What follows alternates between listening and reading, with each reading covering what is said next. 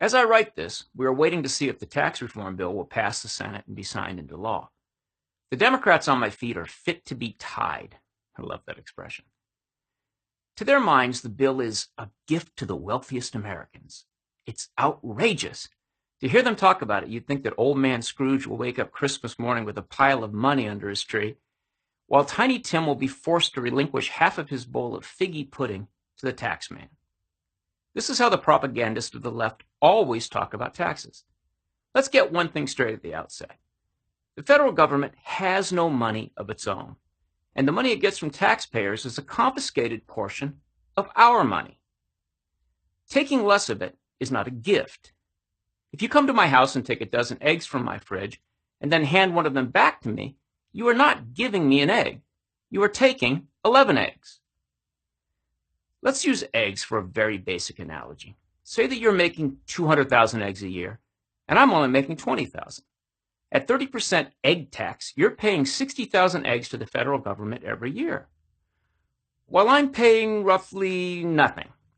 If we both get a 5% reduction, you're saving 10,000 eggs, and I'm not saving anything because 5% of nothing is nothing.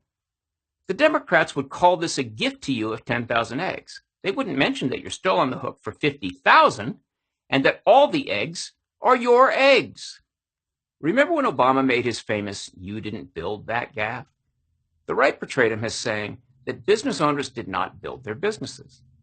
That's not quite what he was trying to say. He was plagiarizing statements by Elizabeth Warren, and he mangled a couple of sentences. What he meant to say was that the rich did not build the roads and infrastructure, did not pay for the police and schools. So he didn't say what the pundits said he said, but what he did say was just as ludicrous.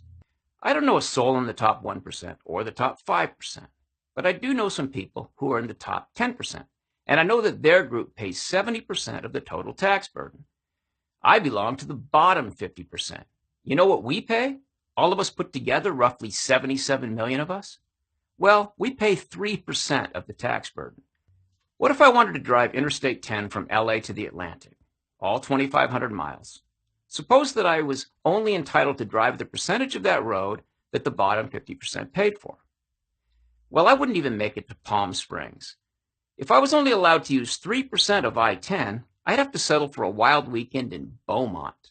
Yes, Beaumont. Apologies to my friends in Beaumont. The same is true of all other services rendered by our federal taxes.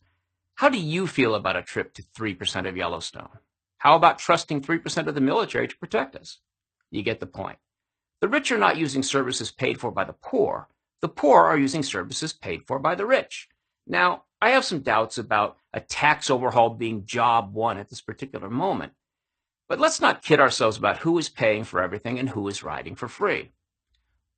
Oh, hey, if anybody in the top 1% is listening, thanks. I'm really enjoying all the stuff I didn't pay for.